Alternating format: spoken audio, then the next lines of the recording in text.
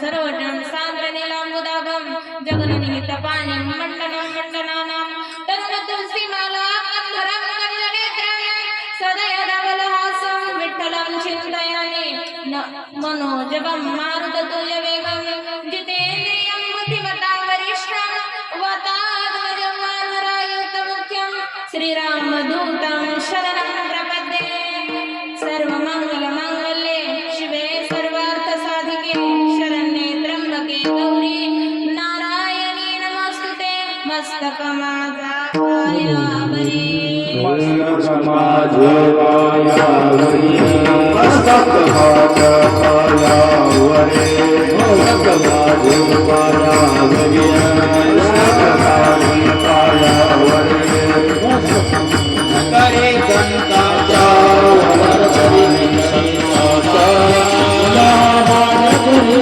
संतांच्या नामावरी संतावर करी मस्तकाले पायावर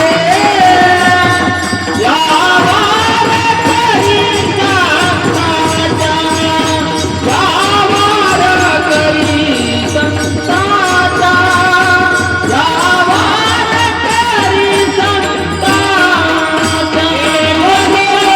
हे पायावर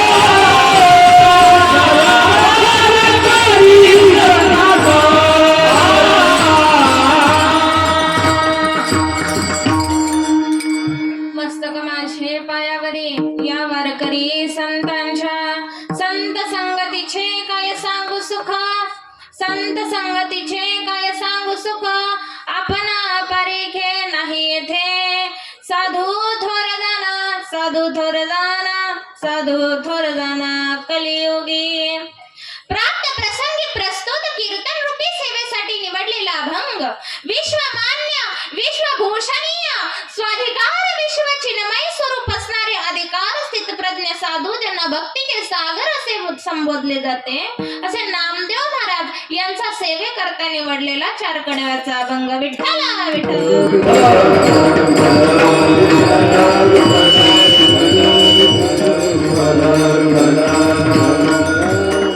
अल्पसा परिहार देणं हे भक्ताचं आद्य कर्तव्य असतं या न्यायानं सालाबाद प्रमाणे चालत आलेला हा तुमचा अखंड हरिनाम सप्ताह आणि या सप्ताहामध्ये षष्ठाम दिवसाची सेवा माझ्याकडे आली रोहिदास वाघमोडे काका यांनी मला दिली त्याबद्दल त्यांचे मनपूर्वक धन्यवाद टाळकरी असतील माळकरी संयोजक आयोजक नियोजक पुन्हा दोन्ही मृदंगाचार्य तुमचेही धन्यवाद गायनाचार्य मंडळी असतील तुमचेही धन्यवाद गावाचेही धन्यवाद गाव अतिशय सुंदर आहे छोटं आहे फुला फलांनी आणि नैसर्गिक संपत्तीने बहरलेलं आहे जसं प्रत्येकाच्या घरी गेल्याच्या नंतर ना देवघर असतं ना प्रत्येकाच्या घरी गेल्याच्या नंतर लोक म्हणतात महाराज हे आमचं देवघर आहे तसं हे तुम्हाला सांगण्याची जरूरत नाही पडली कारण का गावाच्या वेशीच्या आत येण्याच्या आधी प्रत्येक जेवढी गावात घरं नाही तेवढी देवघरं बघायला भेटली मला तेवढी मंदिरं बघायला भेटली अहो कशाच आहे इतके मंदिर आणि प्रत्येक मंदिराचे एक वेगळं टेक्स्चर आहे प्रत्येक मंदिर हे उभं आहे 4 भिंती आहेत आणि वरती कळस आहे अतिशय सुंदर मंदिर आहेत आणि हे तुमच्या गावाचा अभिमान आहे सुंदर मंदिर आहेत काही गावाला एकच मंदिर असतं आणि तेही जीर्णशीर्ण झालेलं असतं विठ्ठला विठ्ठला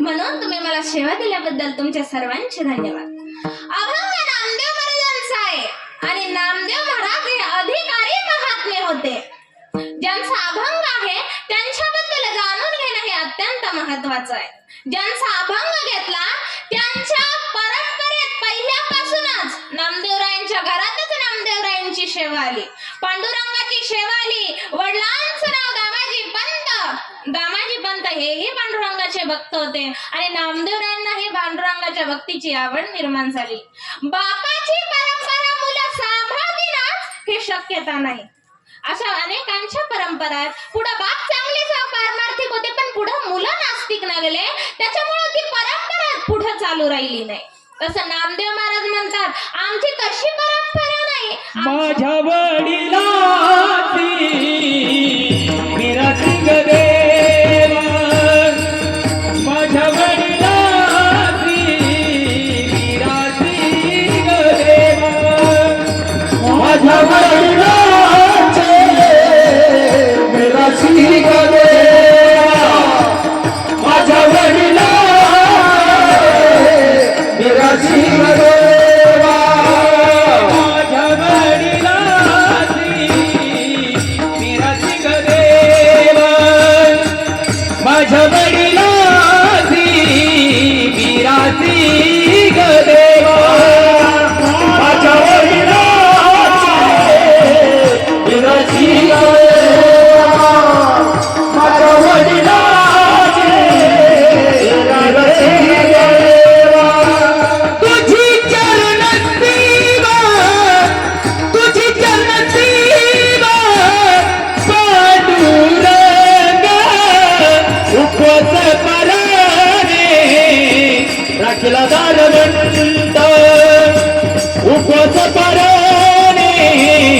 राखीला दारवंत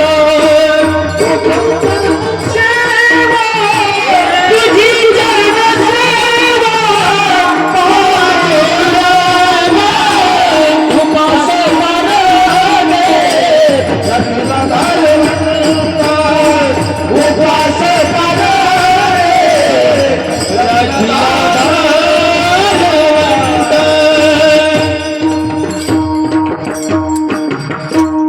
तसं नामदेव महाराज म्हणतात ऐशी आमची परंपरा. अहो काय सांगा महाराज, आमची परंपरा महान आहे आणि ती आम्ही पुढे चालवत आणलेली आहे.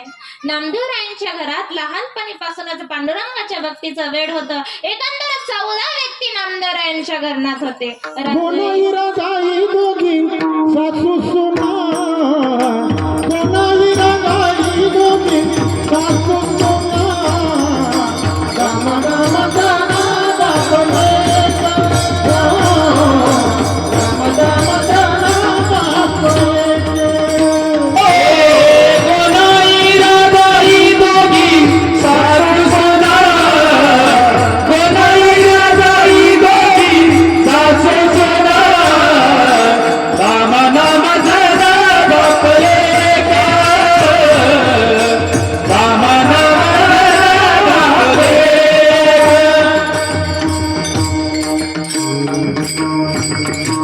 राजाई गोनाई दोघी सासू सुना दामा नामा जाना बापले क नारा विठा गोंदा 14 पुत्र जन्मले पवित्र त्यांचे वंशी लढाई गोडाई असाई सागराई 14 सुना पायी नामयाच्या आऊबाई लेकी लिंबाबाई बहिणी वेडी पिसी जनी दासी त्याची अशी एकंदर 14 व्यक्ती नामदेवरायांच्या घरात होते. नामदेवाचे घरी 14 जण स्मरती हरी 14 पुत्र 14 सुना नित्य स्मरती नारायणा. अख्खाची अख्खं घर अभंग लिहायला बसलं आणि मग त्यात ते नामदेव महाराजांनी अभंग लिहिले. त्यातील हाचा एक अभंग आहे. नामदेवरायांच्या घरात पांडुरंगाची सेवा होती. वडिलांचं नाव दामाजी पंत होतं. दामाजी पंत रोज सकाळी उठून नामदेवराय पांडुरंगाच्या दर्शनाकरता जात असत आणि दुपारच्या वेळेला नैवेद्य दाखवण्याकरता जात असत. नामदेवराय लहान होते, पित्यांसोबत तेही मंदिरात जात असत आणि बघायचे दामाजी पंत नैवेद्य दाखवायचे भक्तिभावपूर्ण आणि भगवंताला पुन्हा घरी वापस यायचे. आणि वापस आल्याच्या नंतर हे नामदेवरायांनी रोज बघितलेलं. एक दिवशी दामाजी पंत म्हणाले, नामा जा पांडुरंगाला नैवेद्य घेऊन जा. मी रोज नैवेद्य दाखवतो ना बाळा, मग आज तू नैवेद्य घेऊन जा. नामदेव महाराज म्हणले, हो बाबा तुम्ही कधीच काम सांगत नाही, मी नक्की नैवेद्य घेऊन जाणार. असं तुम्हाला मी आधीच सांगितलं की बापाची परंपरा मुलं सांभाळतीनच असं नाही. दृष्टांत सांगते म्हणजे तुमच्या लक्षात येईल. दृष्टांत हा वेळ घालवण्यासाठी नसतो. वक्त्याला वक्तृत्वामध्ये अतिशयोक्ती अलंकाराचा वापर करावा लागतो. सिद्धांताला दृष्टांत पटवून द्यावासा लागतो. त्याच्यासाठी सिद्धांत पटण्यासाठी वक्त्याला वक्तृत्वामध्ये दृष्टांत टाकावा लागतो आणि ते पटण्यासाठी दृष्टांत टाकते. विठ्ठला विठ्ठल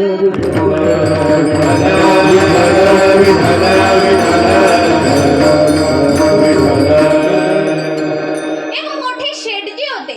शेठजींना एकुलता एक मुलगा होता. खूप मोठी बागायची शेती होती. विस्तीर्ण असा बंगला होता. शेठजींना परमार्थाचा नाद होता. अतिशय भक्तिभावपूर्ण भगवंताची सेवा करायचे. परमात्म्यातलं येड होतं आणि त्यामुळे ते दर आषाढी वारी करायचे. आषाढी पंढरपूरची वारी करायचे, कार्तिकी करायचे. 5-6 दिवसानंतर शेठजींना कुठंतरी काम आलं. मग ते म्हणले, बाळा, शेठजींना एक मुलगा होता.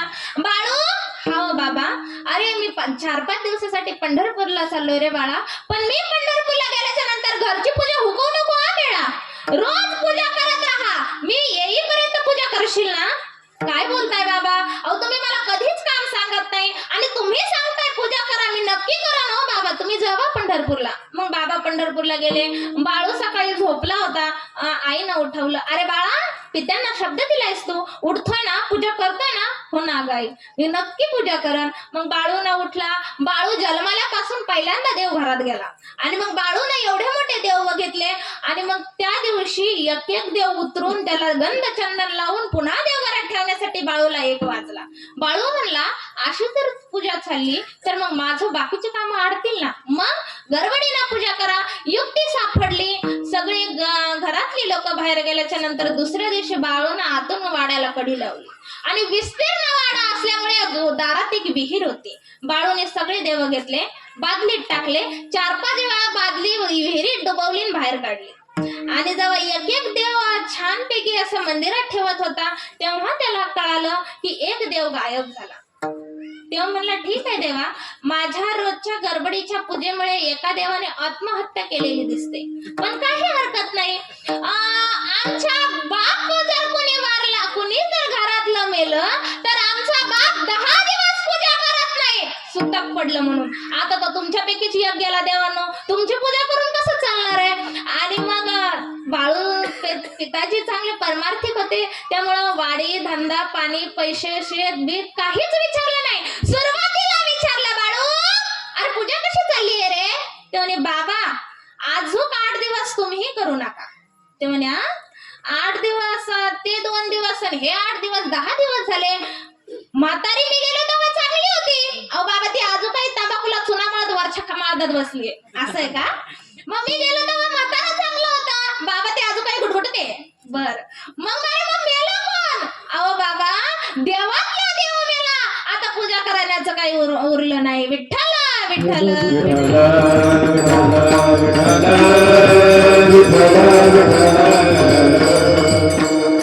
असा जर मुलगा असा जो बापाची परंपरा चांगला निभावतो, सांगा मग बापाची परंपरा पुढे चालू राहील का? नाही राहणार ना. मग तसं नामदेव महाराजांना त्यांच्या दामाजी पंतांनी वडिलांनी सांगितलं, बाळा जातोस ना पांडुरंगाला नैवेद्य घेऊन? ते म्हणले, हो बाबा मी नक्की जाईन. नामदेवरायांनी नैवेद्य घेतलाय, पांडुरंगाच्या मंदिरात गेलेत, पांडुरंगाला नैवेद्य दाखवलाय आणि मग पांडुरंगाला म्हणतात, पांडुरंगा एक घास खा ना. अरे मी एवढ्या लांबून तुझ्यासाठी नैवेद्य घेऊन आलोय आणि तू नैवेद्य खाणार नाही, मी असाच नैवेद्य वापस घेऊन जाऊ का रे? तुला कसं वाटेल? एक घास तरी खा ना. एक घास घेतलाय, पांडुरंगाच्या मुखाला लावलाय, तो घास खाल्ला, दुसरा घेतला, दुसरा खाल्ला, तिसरा घेतला, सगळा नैवेद्य पांडुरंगाने भक्षण केलेला आहे. आणि मग नामदेव महाराज रिकामं ताट घेऊन वाजत वाजत घरी आले. आणि मग घरी आल्याच्या नंतर ना दामाजी पंतांनी विचारलं, नामा नैवेद्य दाखवला? हो बाबा. मग चल जेवायला चल. नैवेद्य कुठे आहे? अहो बाबा, तुम्ही मला पाठवलं कशासाठी होतं? कशासाठी? देवाला नैवेद्य दाखवण्यासाठी. हो, मग देवाला नैवेद्य दाखवायचा होता, मी तो देवाला दाखवला, तो नैवेद्य पांडुरंगाने खाल्ला बाबा. दामाजी पंत म्हणतात, वा काय हिरा माझ्या पाकोळा जन्माला आला, ज्यानं पांडुरंगाला नैवेद्य दाखवल्यानंतर पांडुरंगाने तो नैवेद्य खावा. विठ्ठल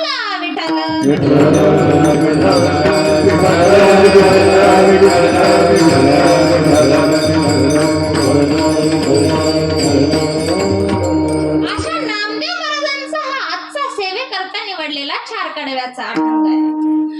बहुतांश माणसं म्हणतात की महाराज देव कुठे नैवेद्य खातो का? देव नैवेद्य हातीच्या मूर्तीचे, मूर्तीचे नैवेद्य हातीच्या मूर्तीचे, मूर्तीचे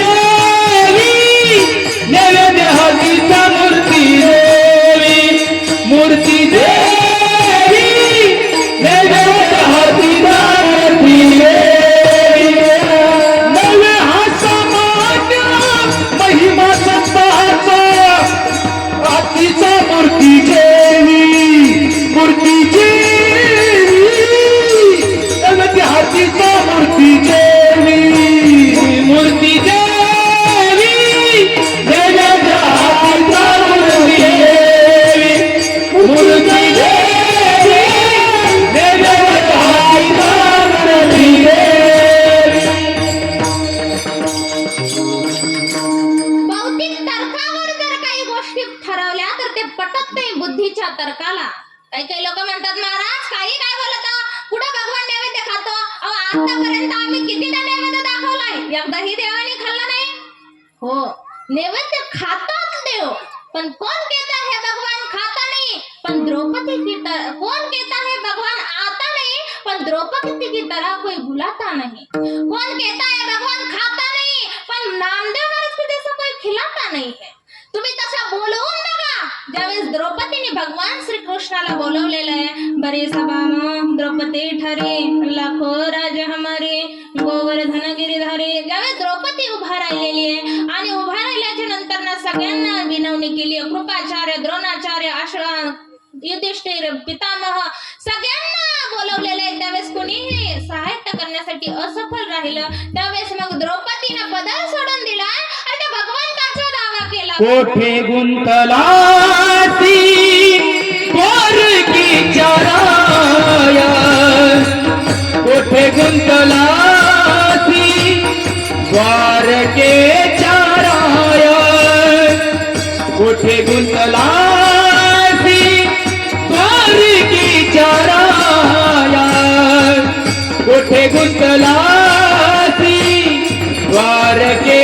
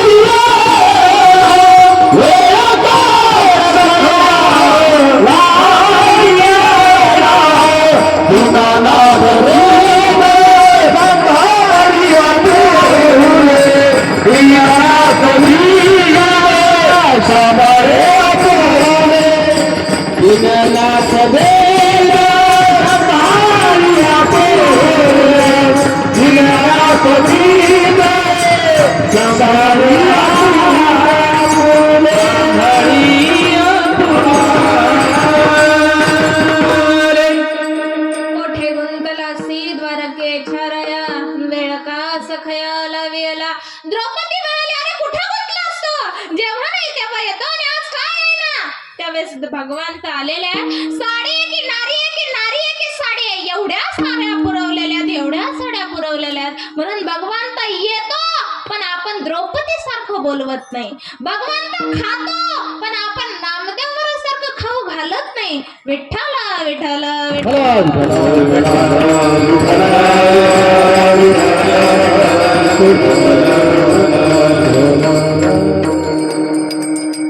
एकदा नामदेवरायांच्या आईने दूध दिले नामदेवरायांना पिण्यासाठी. तेव्हा नामदेवरायांना पांडुरंगाच्या मंदिरात घेऊन गेले. पंढरीरायाला दाखवलं पण नामदेवराय महाराज म्हणतील म्हणून काय देव काय खरंच पिन का?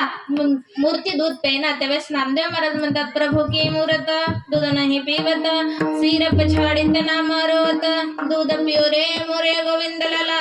आणि मग भगवंताने तेही दूध प्राशन फिरविले देऊळ जगमाची खाती, नामदेवा हाती दूध प्याला, नामदेवा हाती दूध प्याला, नामदेवा हाती दूध प्याला. हे फिरविले देऊळ जगमाची खाती, नामदेवा हाती दूध प्याला, नामदेवा हाती दूध प्याला, नामदेवा हाती दूध प्याला, दूध प्याला. फिरविले देऊळ जगा माझी ख्याती. अशा नामदेव महाराजांचा हा अभंग आहे. एकदा ज्ञानियांचे राजे, याचा थोडासा नॉर्मल हे द्या. विठ्ठल विठ्ठल विठ्ठल.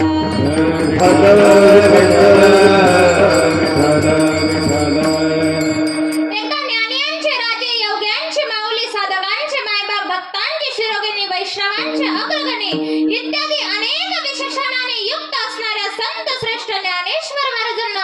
की आपण तीर्थयात्रा करावी. पण सोबत कोणाला न्यावं? ज्ञानेश्वर महाराजांचं जीवन हे तत्वचिंतनामध्ये गेलं. जिथे बसावं तिथे समाधी लावून बसावं असं जीवन ज्यांचं गेलं.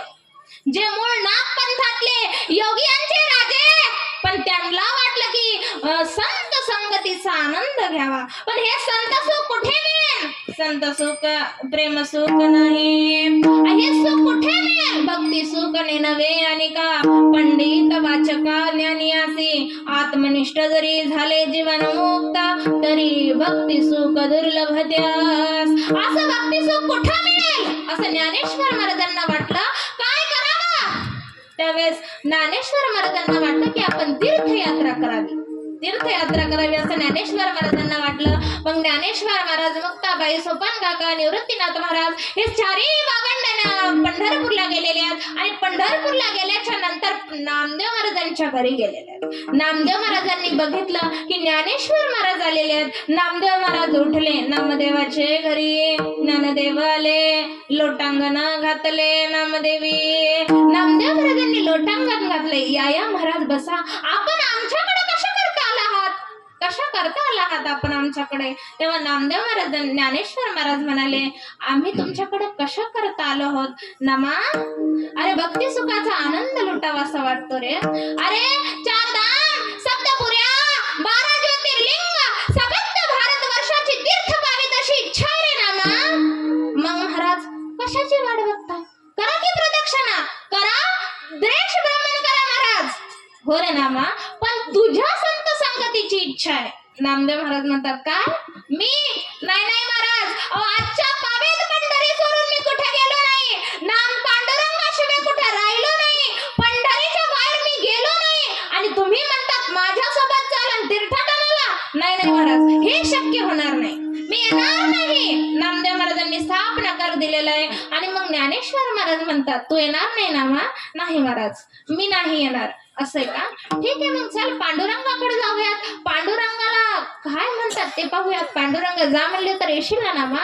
हो महाराज, पांडुरंग जा म्हणले तर मी नक्की येईन. पण नामदेव महाराजांना माहित होतं पांडुरंग मला जा म्हणणारच नाही. पांडुरंग कशाला मला जा म्हणल? आणि मग नामदेव महाराज गेलेले आहेत. पांडुरंगाच्या मंदिरात गेले. ज्ञानेश्वर महाराज पाया पडले आणि म्हणतात, पांडुरंगा एक इच्छा रे. सबंध भारतवर्षातली तीर्थ पावीत, 4 धाम, सप्तपुऱ्या, 12 ज्योतिर्लिंग, सबंध भारतवर्षाची तीर्थ पावीत अशी इच्छा रे पांडुरंगा. काशी, गया, मद्रास असं सर्व पाहावं इच्छा आहे. पण पांडुरंगा एक अडचण आहे.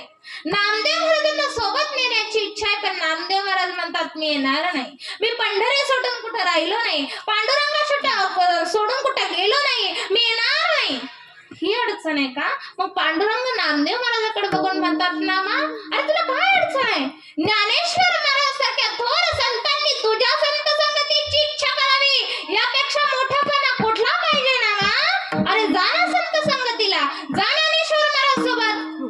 काय बोलताय देवा? तुम्हीच जर असं मला बाजूला केलं तर माझं कसं होईल? माता तापी गळा तेथे कोण राखे बाळा. अरे जर आईनंच बाळाला दूर लोटलं तर मग बाळ कोणाकडे जाईल नामा? अरे तुला काय अडचण आहे? ज्ञानेश्वर महाराज सारखे संत तुझ्या संत संगतीची इच्छा करतात. अरे तुला कसलं पाहिजे देवा? अहो तुमचं दर्शन घ्यावं वाटलं तर मी कोणाकडे जाऊ? माझं तर ठरून गेले, कटेवरी कर नाही ज्या देवाचे, न घेई मी तयाचे दर्शन. अरे ज्याचे कटेवर कर नाही ना विठेवर पाय नाही, अशा देवाचं दर्शन मी घेणार नाही. आणि देवा तुम्ही म्हणता ज्ञानेश्वर महाराज सोबतचा तीर्थयात्रेला, अहो तीर्थयात्रेला गेलं आणि तुमचं दर्शन मला घेऊ वाटलं तर मी कोणाचं दर्शन घेणार आहे देवा? मग तेव्हा पांडुरंग हसल्याने म्हणतात, देवा म्हणे नाम्या पाहे, देव म्हणे नाम्या पाहे, ज्ञानदेव मीची आहे, तो म्हणे मी नाही तुझा, ज्ञानदेव आत्मा माझा. अरे देवा नामदेवा, अरे ज्ञानोबा आणि विठोबा यात फरक नाही. तू निश्चिंत हो ना, संत संगतीला जा, तीर्थाटनाला जा. विठ्ठला विठ्ठला विठ्ठला.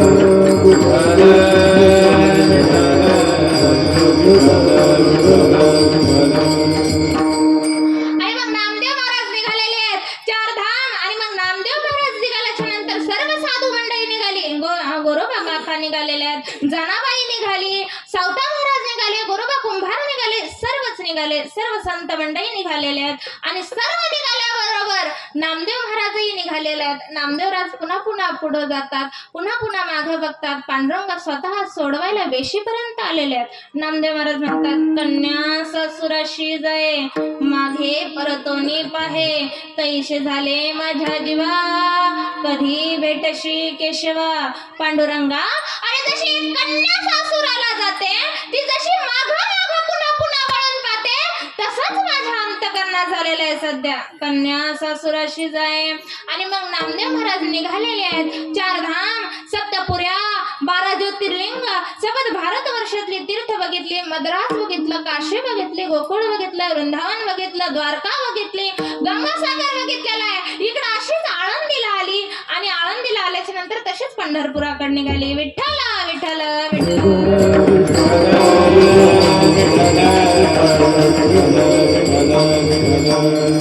पांडुरंगाला कळालं की ही माझी सर्व संत मंडळी पंढरपूरला आलेली आहेत आणि मग स्वतः पांडुरंग वेशीवर नेण्यासाठी आलेले आहेत. आणि मग जसं पांडुरंगाने बघितलं नामदेव महाराजांना, तसं नामदेव महाराज धावत धावत गेलेले आहेत आणि आलिंगन दिलंय. ज्ञानेश्वर महाराज म्हणतात, मग सावळा सकंकनो बाहो पसरो निदक्षिणो आलिंदिला श्वशरणो भक्तराजो. आणि मग नामदेव महाराजांनी कडकडून देवाला आलिंगन दिलेलं आहे. आणि मग पांडुरंग विचारतात नामदेव महाराजांना, नामा, अरे तुला मी माझ्या या सर्व संत मंडळी सोबत पाठवलं, तू नाही म्हणत होतास नामा, तरी मी पाठवलं, जबरदस्तीने पाठवलं. आता सांग नामा, या तुला सर्व संत संगतीमुळे कसं वाटलं, काय वाटलं तुला? त्यावेळेस नामदेव महाराज अभंगाच्या प्रथम संत संगतीचे काय सांगू सुख, संत संगतीचे काय सांगू सुख, संत संगतीचे काय सांगू सुख, संत संगतीचे काय सांगू सुख, संत संगतीचे काय सांगू सुख, संत संगतीचे काय सांगू सुख, संत संगतीचे काय सांगू सुख, संत संगतीचे काय सांगू सुख, संत संगतीचे काय सांगू सुख, संत संगतीचे काय सांगू सुख, संत संगतीचे काय सांगू सुख, संत संगतीचे काय सांगू सुख, संत संगतीचे काय सांगू सुख, संत संगतीचे काय सांगू सुख, संत संगतीचे काय सांगू सुख, संत संगतीचे काय सांगू सुख. आपण परिची नाही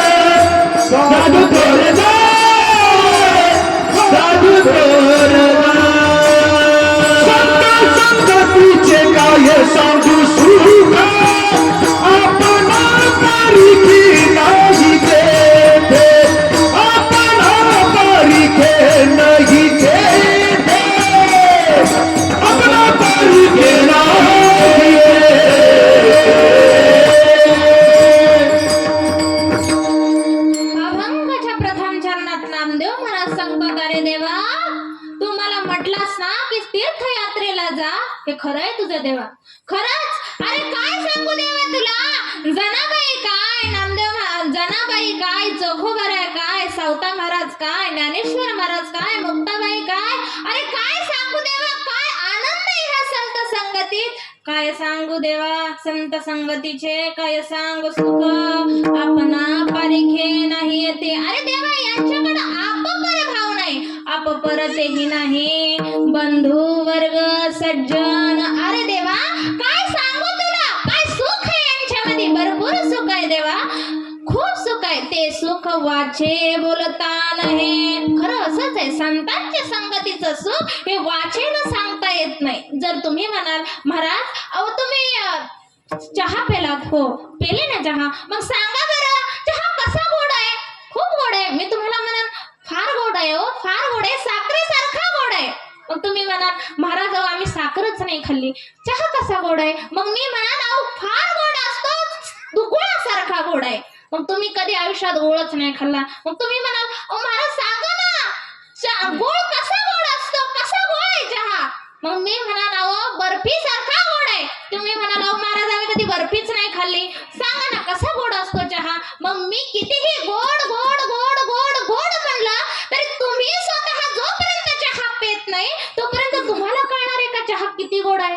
सांगा बरं, मी गोड गोड म्हणले, आता तुम्ही चहा पेलात का, तुम्हाला चहा आठवला असं, पण चहा पिल्याची फिलिंग आली का, नाही आली.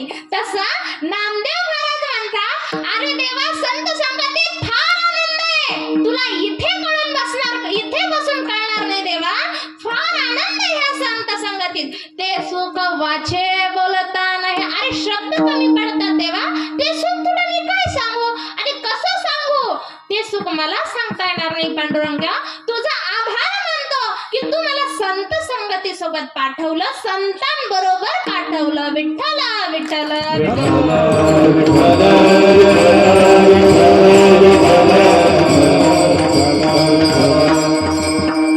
संत हे फार थोर आहेत देवा, फार थोर आहेत. हे कृपाळू आहेत, कनवाळू आहेत, कृपाळू आहेत, फार थोर आहेत देवा. हे जसं खांडवया धाव घाली, लावणी जयन केली, दोघा एकची सावली, वृक्ष ते जैसा. ज्ञानेश्वर महाराज ज्ञानेश्वरीमध्ये सांगतात जसं खांडवया धाव घाली, जसं झाड लावणाराला आणि तोडणाऱ्यांना दोघांना सारखीच सावली देतं. असं कधी बघितलंय का, नाही यानं झाड लावलं मग झाड याला जास्ती सावली देतं, ह्यो झाड तोडतो म्हणून याला कमी देतं. आता ती आपली चूक आहे म्हणावं की आपण वृक्ष तोड करतो, जाऊ द्या. पण झाड असं कधी म्हणतं का, नाही म्हणत. जो कोणी येऊ द्या, दुष्ट येऊ द्या त्याला तेवढीच सावली देतं, सज्जन येऊ द्या त्यालाही तेवढीच सावली देतं. ज्ञानेश्वर महाराज म्हणतात जसं खांडावया धाव घाली, का लावणी जयानं केली, दोघा एकची सावली, वृक्ष ते जैसा. जसं ऊस लावणाऱ्याला आणि चरकातून घालून गाळणाऱ्याला दोघांना सारखाच गोड लागतो, तसं साधूची निंदा केली तरी तोच आशीर्वाद देतात आणि छळ केला तरीही तोच आशीर्वाद देतात. जसं ज्ञानेश्वर महाराजांना किती छळ आळंदी क्षेत्रामध्ये, फार छळ. ज्यांच्या अंगावर कपडे मिळत नव्हते, राहायला जागा नव्हती, झोपडीही नव्हती, फार छळ. ज्यांचं तोंड बघितल्यानंतर आळंदीतली माणसं इंद्रायणीत जाऊन आंघोळ करत होती भ्रष्ट झालं म्हणून, त्यांच्या समाधीवर आज लाखोने, सप्तशताब्दीचा उत्सव भारतवर्षभर चालतो, लाखोने गाड्या लागतात दर्शनासाठी. ज्यांच्या अंगावर कपडे नव्हती त्यांच्या समाधीवर आज वेल्वेटच्या शाली आहेत, उलांच्या शाली आहेत, रेशमाचे कपडे आहेत, झुली आहेत समाधीवरती. ज्यांना भांड पाहिजे होतं मातीचं, खापर पाहिजे होतं, ती मुक्ताबाई कुंभारवाड्यात गेली असताना खापर तर नाही मिळालं, पण त्या मुक्ताबाईच्या मुस्कडात मिळाली. अंगावर कपडा मिळत नव्हता, राहायला जागा नव्हती. ज्यांना मांडे खावीशी वाटले होते, मांडे मिळाले नाही, त्यांना आज पाची पक्वान्नाच्या नैवेद्य आहे. ज्यांना राहायला जागा नाही, झोपडीत राहावं, त्यांना आज राजवाड्यासारखा देऊळवाडा आहे. पण कधीही ज्यांनी छळ केला त्यांना कधीही शाप दिला नाही. आणि म्हणूनच जनाबाई म्हणते ज्ञानेश्वर मंगलमुनी सेवा करी दाशी जनी. ज्ञानेश्वर महाराज थोर आहेत देवा, खूप थोर आहेत हे. आणि म्हणून देवा काय विठ्ठल विठ्ठल विठ्ठल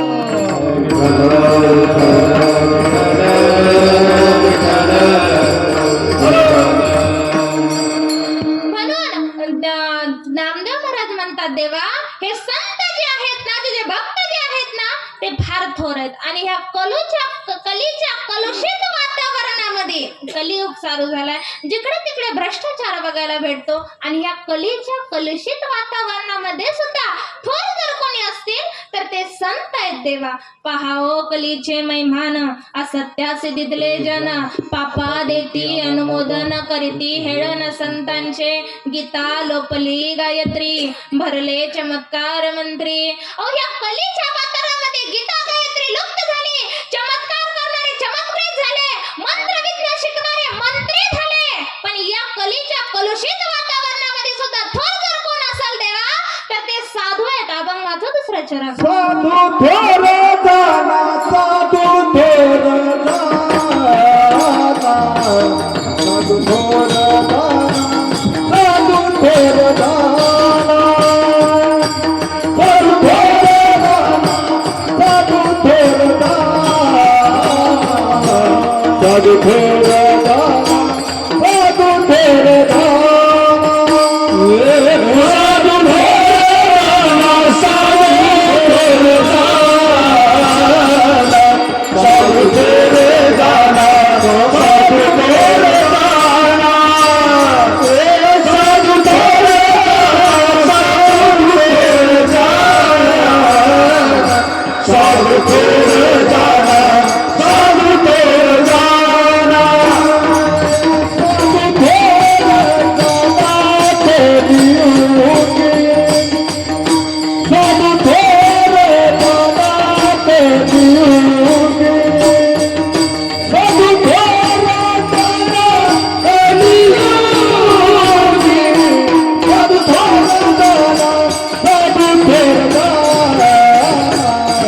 साधू थोर जाना, साधू थोर जाना, साधू थोर जाना, साधू थोर जाना, साधू थोर जाना, साधू थोर जाना. ए साधू थोर जाना, साधू थोर जाना,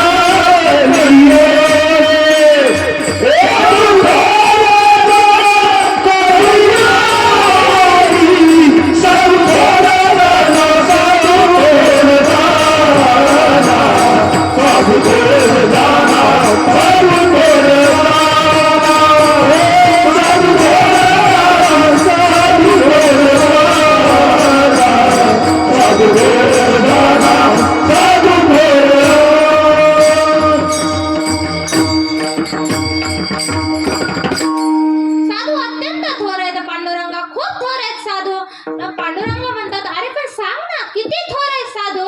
ते म्हणे पांडुरंगा अरे जर तू सुद्धा लिहिलं असाल, जर विधात्याने लिहिलं असाल तर ते बदलायची ताकद सुद्धा साधूत आहे. भागवतामध्ये एक सुंदर प्रसंग आलेला आहे, आत्मदेव आख्यान म्हणून. आत्मदेव आख्यान आलेलं आहे. तुंगभद्रा तटे नदीच्या तटावर राहणारा आत्मदेव शर्मा नावाचा एक प्रखंड पंडित असा ब्राह्मण होता. आत्मदेव शर्मा नाव होतं. प्रखंडाचा पंडित होता, विद्वान होता. आणि मग विद्वान असल्या पत्नीला पंडितजींना एक पत्नी होती, तिचं नाव होतं धुंदुली देवी. अतिशय हुशार होती पण एकदम द्वंद्व स्वभावाची होती. चार पाच घरी जाऊन जोपर्यंत भांडण करत नाही तोपर्यंत तिच्या दिवसाची काय सुरुवात होत नसे. याचं त्याला त्याचं त्याला करणारी त्याची पत्नी होती. पण त्याही पत्नीला सांभाळून घेणारे ब्राह्मण करते. ब्राह्मण हे अतिशय सुशील होते आणि सुविचारी होते. पण ब्राह्मणाच्या मनात एकच खंत होती की त्यांना संतती नव्हती. अतिशय ब्राह्मण चांगले होते पण संतती नव्हती. बाहेरच्या लोकांच्या टोमण्याने, घरच्या किचकिटेने एक दिवशी ब्राह्मण अतिशय उदास झालेले आहेत आणि उदास झाल्याच्या नंतर त्यांनी हे सर्व त्याग केलेला आहे आणि वनात निघून गेलेले आहेत. आणि वनात निघून गेल्याच्या नंतर ना एका झाडाखाली बसले होते. झाडाखाली बसले असताना त्यांच्या भाग्याचा उदय झाला. कधी कोणाच्या भाग्याचा उदय कसा होईल याचं सांगता येत नाही. विठ्ठला विठ्ठला विठ्ठला.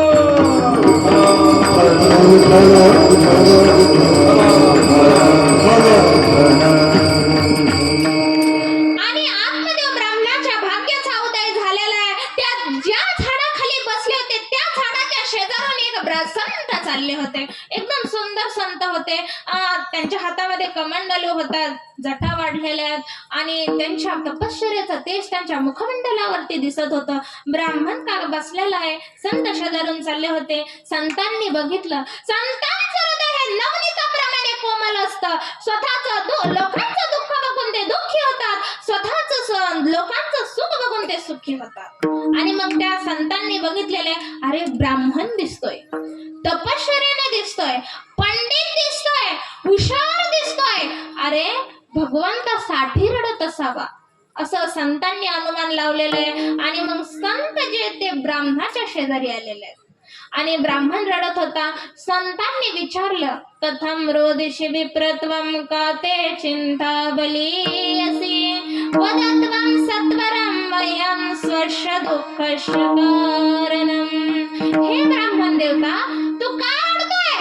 वदत्वं सत्वरं मह्यं स्वस्य दुःखस्य कारणं. हे ब्राह्मण देवता, तुझ्या दुःखाचं कारण सविस्तर मला सांग. का रडतोय तू? काय समस्या आहे तुला? कशासाठी आलायस तू वनात? त्यामुळे ब्राह्मणाने सांगायला सुरुवात केली, महाराज काय सांगू माझ्या कर्माची गती आणि काय ऐकाल तुम्ही? माझं कर्म फार वाईट आहे महाराज. महाराज माझ्या पूर्वजांना जेव्हा मी पाणी द्यायला जातो ना, तेव्हा माझ्या डोळ्यात पाणी येते की माझ्यानंतर यांना पाणी पाजणारा कोणीही नाहीये. महाराज माझ्या दारामध्ये एक गाय आणून ठेवलेली आहे.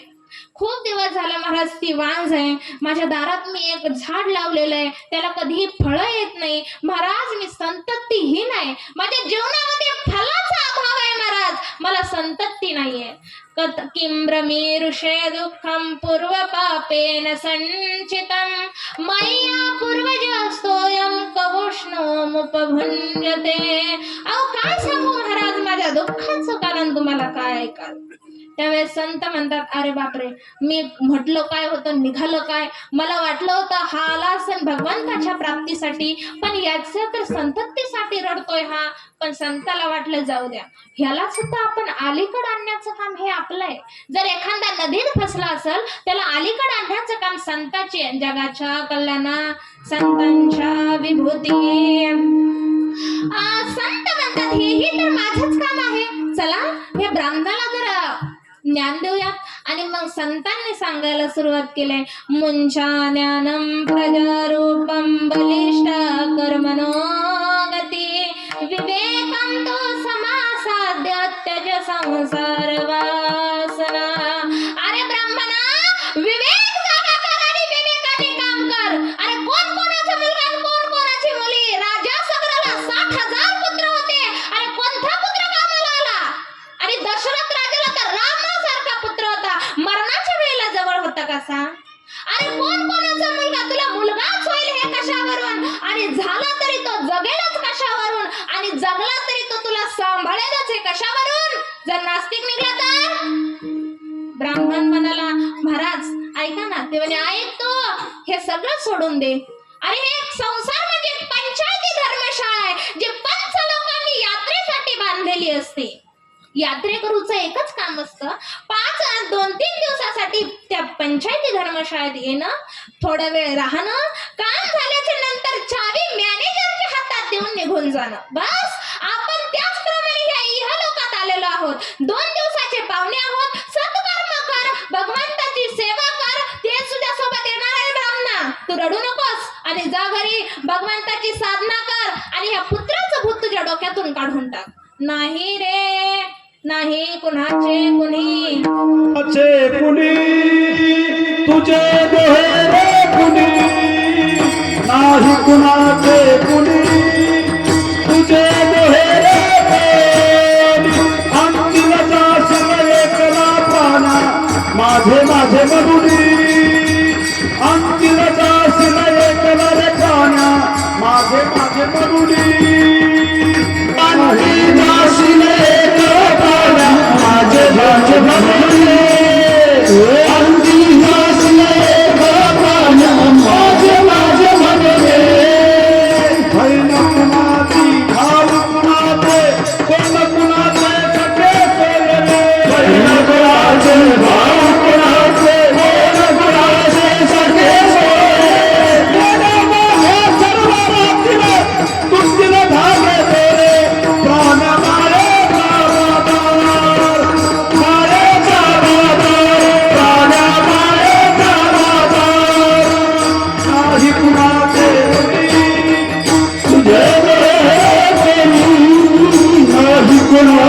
कोणी फुले बोलले अंगी वाचले पाना माझे माझे म्हणले अंगी वाचले पाना माझे माझे म्हणले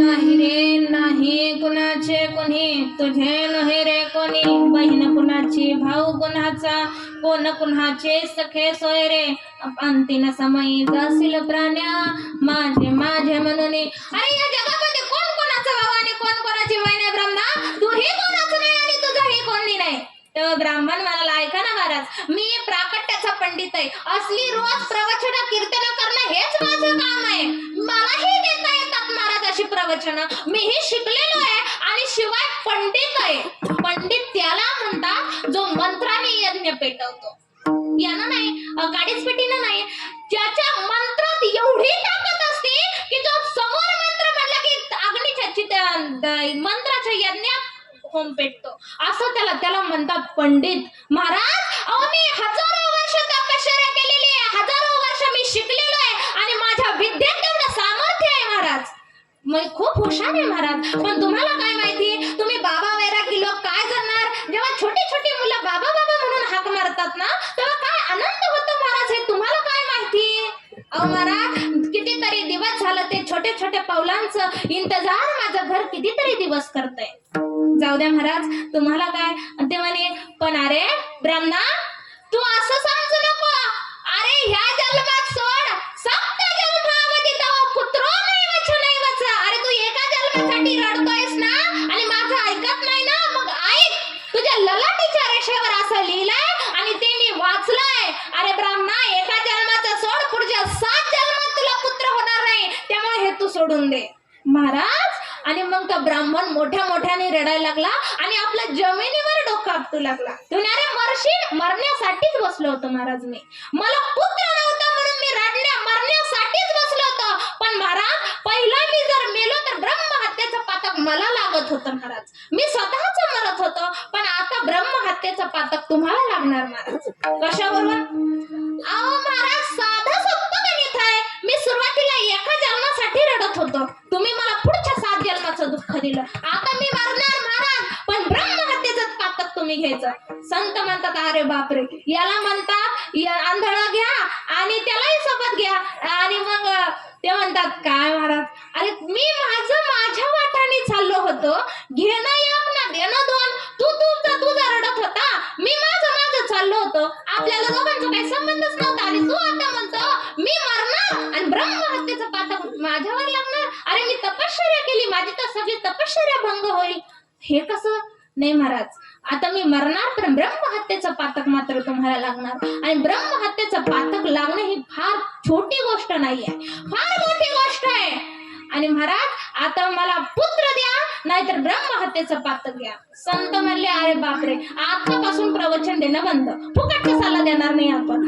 आणि म्हणले मग संतांनी एक फळ घेतलेलं आहे भगवंताचं नाम उच्चारण केलेलं आहे आणि म्हणले भगवंता जे तुझ्या मनात असेल ते तू कर आणि मग फळ भगवंताच्या इच्छेनं ब्राह्मणाकडे दिलेलं आहे ब्राह्मण नाचू लागलाय दृष्टांत संपला माझा मला अख्ख्या इथपर्यंत सांगायचं होतं तुम्ही म्हणता पुढं काय झालं पुढं सांगण्यासाठी भागवत कथा ऐकावी लागेल हे बघा दृष्टांत संपला आख्यान संपलं मला सांगायचं एवढंच होतं मी सुरुवातीला सांगितलं होतं सिद्धांत दृष्टांताला पटवून देण्यासाठी असतो सिद्धांत संपला दृष्टांत संपला हे बघा जसं संत भगवंताने ललाटीच्या रेषेवर काही जरी लिहिलं असेल तर ते पुसू शकतात संतांच्या कृपेमुळेच हे होणं शक्य आहे एक जनार्दनी जग प्रलताचा हरितृपिकाचा नाश झाला हरितृपिकाचा नाश झाला जनार्दनी जग प्रलताचा हरितृपिकाचा नाश झाला हरितृपिकाचा नाश झाला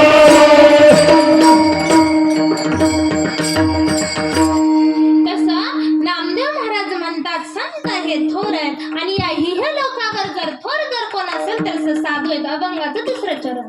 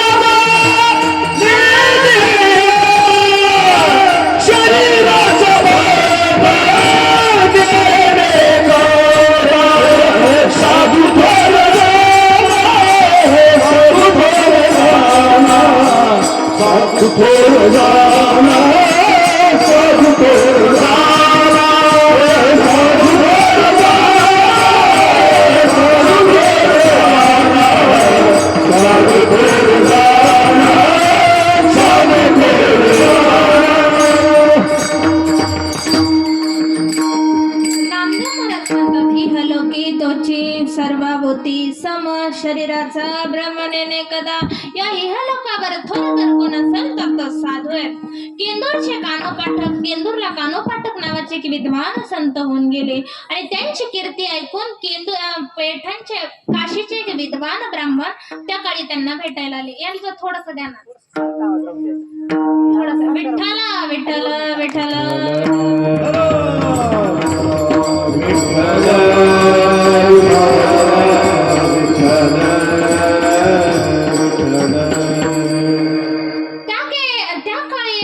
विद्वान संत त्यांना भेटण्याकरता आलेले आहेत. कान्होपात्र आपलं कान्होपाठकांनी बघितलेलं आहे आणि मग त्या संतांनी नेमकं कान्होपाठकांनाच विचारलं, का हो हे केंदूरच गाव ना? हो महाराज, हे केंदूरच गाव आहे. मग सांगा बरं, इथे कान्होपाठक कुठे राहतात? हा, इथे कान्होपाठक कुठे राहतात? राहू द्या आता. इथे कान्होपाठक कुठे राहतात? महाराज कान्होपाठक उभा राहिलेले आहेत. नमस्कार महाराज. अहो कान्होपाठक तर मीच आहे. सकाळची वेळ होती, कान्होपाठक मुलं खेळवत बसली होती. एक मुलगा खांद्यावर चढत होता, एक मांडीवर बसला होता, एक समोर बसला होता. ते 2-3 मुलं खेळवत बसलेले त्या कान्होपाठक संतांना विचारलं, कान्होपाठक तुम्हीच का? ते उठून उभा राहिले. हो महाराज, मीच कान्होपाठक आहे. बोला ना, काही काम होतं? ते संत म्हणले, अरे मला तुझी कीर्ती काशी पर्यंत आली म्हणून मी तुझ्याला भेटायसाठी आलो होतो, पण तू तर मुलं खेळवत बसलास. मला वाटलं होतं शास्त्राचं अध्ययन करत बसला असशील, पण तू तर मुलं खेळवतोय. का महाराज, लेकरं असणं म्हणजे लेकर आहे म्हणून मी थोर नाही का? नाही नाही, लेकर आहे म्हणून तू थोर नाही, पण मला वाटलं होतं असं. बर बसा ना महाराज, चाय घ्या. नाही नाही म्हणे, बाकी काहीच नको. मला कळलं तुझी कीर्ती किती लांब होती. मला वाटलं होतं तू फार थोर असतील, मी तुझ्यासाठी एवढ्या लांबून आलो होतो. बस म्हणे, तुला बघितलं आता वापस चालू. हा का महाराज, म्हणजे मला मुलं आहेत म्हणून मी थोर नाही ना? बरं ठीक आहे, सगळीची सगळी मुलं घेतली, समोरच्या विहिरीत नेऊन टाकली. आता झालं का महाराज मी थोर? मला मुलं नाहीत, आता मी थोर आहे. ते म्हणे असं. आणि मग या म्हणे, आता महाराज जेवण करा. ते म्हणे आता, अरे आता कशाचं जेवण? पुढची लेकरं विहिरीत टाकली, स्वतःच्या लेकराबद्दल दया नाही, दुसऱ्याच्या लेकराच्या नरड्यावर पाय द्यायला कमी करशील का तू? तू कशाचा साधू? अरे तू थोर नाही, बहीर नाही, काहीच नाही. माझं चुकलं, मी काशीवरून उगाच आलो. तो असं आहे का महाराज, म्हणजे माझी लेकरं मरली, मग मला सुतक पडलं, आणि सुतक पडल्यामुळे तुम्हाला माझ्या घरचं कान खाता येत नाही महाराज. मग एक काम केलं तर ती मेलेली मुलं वापस विहिरीतून जिवंत बाहेर काढली तर? मग कॅमेऱ्याकडे कसं पाहतात लोक, छान छान पोज देतात, अगदी तसा पाहू लागला तो काशीचा पंडित. त्याने असं मग जसं घराच्या बाहेर उभं राहिलं आणि जर आतल्या घरातल्या मुलांना जर आवाज दिला आणि घरातून मुलं जशी बाहेर पळत येतात, जेवढ्या उमंगतेनं बाहेर पळत येतात, तसं विहिरीच्या बाहेर उभं राहून कान्होपाटकांनी आवाज दिल्याबद्दल सगळीची सगळी मुलं विहिरीतून वापस बाहेर आली. दृष्टांत संपला माझा. ज्या महात्म्याकडे लेकरं विहिरीत टाकणे इतकी प्रपंचाची शक्ती आहे आणि पुन्हा जिवंत बाहेर काढणे इतकी दैवी शक्ती आहे, म्हणून हे संत आपल्यासारखे दिसत असले तरी संत नव्हते. हे संत नव्हती जगा मानसाच्या सारखे, संत नव्हती जगा मानसाच्या सारखे, संत नव्हती जगा मानसाच्या सारखे, संत नव्हती जगा मानसाच्या सारखे. समुद्र नदी नाही पैगा पाषाण म्हणून नाही लिंग, संत नव्हती जगा मानसाच्या सारखे, संत नव्हती जगा मानसाच्या सारखे, माणसाच्या सारखे.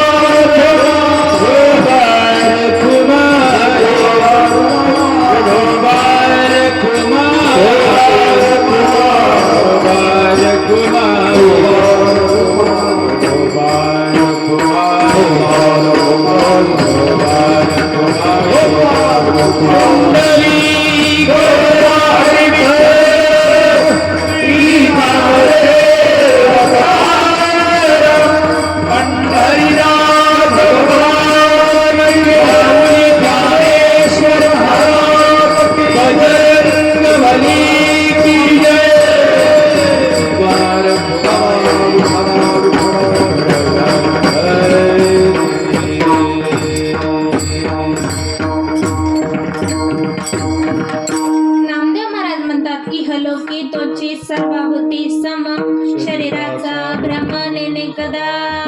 या इहलोकावर थोर जर कोण असतील तर साधू आहेत, त्यांना त्यांच्याही शरीराचा भ्रम नसतो आणि दुसऱ्याच्याही शरीराचा भ्रम नसतो. इहलोकी तोची सर्वाहुती सम, त्यांना सगळी पाणी मात्र ही समान असतात. कोणी राजा आणि कोणी रंक असं काहीच नसतं, ते सर्वांसाठी सम असतात. जेव्हा तुम्हाला छोटासा दृष्टांत सांगते 5 मिनिटात. एकदा सिकंदर बादशहा, तुम्ही सर्वांनी ऐकलं असेल आणि सर्वांच्या पुस्तकातही इतिहासामध्येही आहे, अलेक्झांडर ज्याला म्हणतात सिकंदर, तो काही दिवसांपूर्वी आपल्या भारतावर आला होता आणि मग त्याने भारतावर राज्य केलं. राज्य केलं नाही, त्याने भारत जिंकला, सगळा नाही जिंकला पण जेवढा जिंकला असेल तेवढा. त्यानं भारत जिंकला, पण तो भारत जिंकायच्या आधी येण्याआधी त्याला तिकडच्या काही विचारवंत लोकांनी सांगितलं, का हो महाराज, तुम्ही भारत जिंकण्याकरता जाणार आहात ना? ते म्हणे, हो मी भारत जिंकण्याकरताच जाणार आहे, तुम्हाला काही आणायचंय का तिकडून? हो म्हणे महाराज, तुम्ही जेव्हा भारतात जाल आणि तुम्ही जेव्हा भारत जिंकाल त्यावेळेस तिकडून एखादा आपल्याला साधू घेऊन या. आता सिकंदरच होता तो, त्याला काय माहिती साधू म्हणजे काय? तो म्हणला, तुम्हाला साधू पाहिजे का?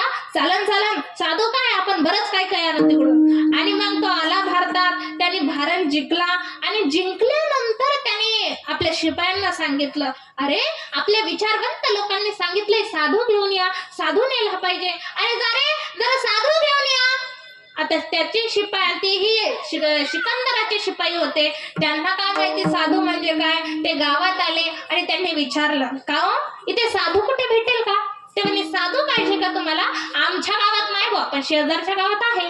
मग ते शेजारच्या गावात गेले. महाराज इथे साधू कुठे भेटेल का? ते म्हणे हो आहेत ना, गंगा नदीच्या तीरावरती आहेत. तिथे त्यांची झोपडी आहे, आश्रम आहे, तिथे ते राहतात. तिथे गेले, तिथे 4 मुलं खेळत होती. त्यांना विचारलं, बाळांनो अरे साधू कुठे?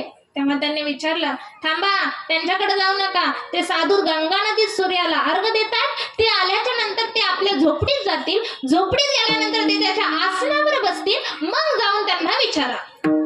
मग संत आलेले आहेत, त्यांच्या आसनावर जाऊन बसले. त्यावेळेला हे सर्व शिपाई गेले आणि म्हणाले, महाराज नमस्कार, आम्ही सिकंदर बादशाहकडून आलो आहोत. बर काय इच्छा आहे तुमची? काय नाही म्हणे महाराज, जेव्हा आमचे सिकंदर बादशाह भारतात येत होते तेव्हा तिकडच्या विचारवंत लोकांनी त्यांना सांगितलंय की तिकडून येताना साधू घेऊन या. तर काय नाही महाराज, आम्ही तुम्हाला न्यायला आलोय, चला आमच्या बरोबर. साधू म्हणले, अरे तुम्ही चला आणि मी निघालो, असं कुठं असतं का? आणि मी साधू आहे, मी अनिर्बंध आहे, मी कोणासोबत येत नाही, मी सगळ्यांचा त्याग केलाय, मला भजन करायचंय आणि मी कोणासोबतच येत नाही. ते सिकंदर म्हणले, शिपाई म्हणले, ओ महाराज आम्ही जरा चांगलं चांगलं म्हणालो, तुम्ही चांगलं चांगलं चला, नाहीतर आम्ही तुम्हाला बांधून घेऊन जाऊ. आम्हाला बांधता येतं, आम्हाला वाटलं साधू आहे, चांगले चांगले चालतात, चांगले चालले चालू द्या. ते म्हणे, हे बघा तुम्ही मला बांधून घेऊन जा ना, तर मी अनिर्बंध आहे, मी कोणाला बांधूच शकत नाही. ते म्हणे, काय रे एकामेकात म्हणले, साधू म्हणजे वेडा की काय रे? अरे हे म्हणते मला बांधू शकत नाही कोण, असं कस काय? तेव्हा तुकाराम महाराज म्हणतात, मुंगी आणि राव आम्हा सारखाची जीव. ते म्हणले, तुम्हाला राजानं बोलवलंय, राजानं सिकंदरानं बोलवलंय. ते म्हणे, अरे मला सिकंदर आणि दलिंदर दोन्ही सारखेच. तुकाराम महाराज म्हणतात, मुंगी आणि राव आम्हा सारखाची जीव. अरे आम्हाला सिकंदर काय, दलिंदर काय, राजा काय, उजऱ्या काय, आम्हाला सगळे सारखे. या जगामध्ये आम्हाला सर्व सारखे. आम्ही एकच मानतो, एकच परमात्मा आहे आणि तो सर्व भूतात समजलेला आहे. सर्व गटी एक नारायण, सर्व घटकामध्ये एकच ब्रह्मतत्व आहे आणि ते म्हणजे परमात्मा आहे. तोच एकटा सूक्ष्म देहाचा परमात्मा आहे. बस आम्ही एवढंच सांगतो, आम्हाला काहीही माहित नाही. मग तरीही एक सज्जन म्हणले, महाराज हा सगळं कळलं आम्हाला. तुम्ही म्हणता साधू थोर आहे, तेही कळलं. साधू या जगात थोर आहेत, तेही कळलं. तुम्ही म्हणले कलियुगात साधू थोर आहेत, तेही आम्हाला समजलं. तुम्ही आता म्हणला साधूला सगळं सारखं आहे, हेही आम्हाला समजलं. समजलं ना? अहो मी एकटे समजलं म्हणते, तुम्ही कुठे समजलं म्हणतात? अहो काय असं थोडी ना असतं, समजलं ना? हा वा बरं, आता कसं भारी वाटलं. म्हणजे कीर्तनकाराने कीर्तन सांगितल्यानंतर समोरच्या श्रोत्याला कळलं की कीर्तन करायला भारी वाटतं. सगळं समजलं. तसे नामदेव महाराजांना त्या काळचे लोकही म्हणाले, महाराज एवढं सगळं समजलं, पण थोडस कुठंतरी आहे अजून म्हणा. असं आहे का? थोडस दृष्टांत सांगता काय? मग ते म्हणे, हो हो तुमच्यासाठी एक दृष्टांत देतो मी. मग नामदेव महाराज नामा माने गाय दुधाळे कसार, नामा माने गाय दुधाळे कसार, नामा माने गाय दुधाळे कसार, नामा माने गाय दुधाळे कसार, साधू निरंतर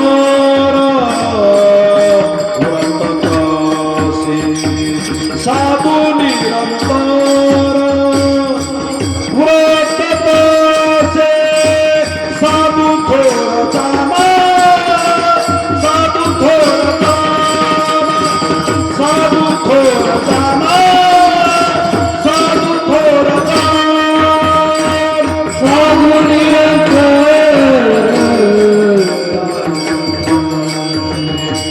साधू निरंतर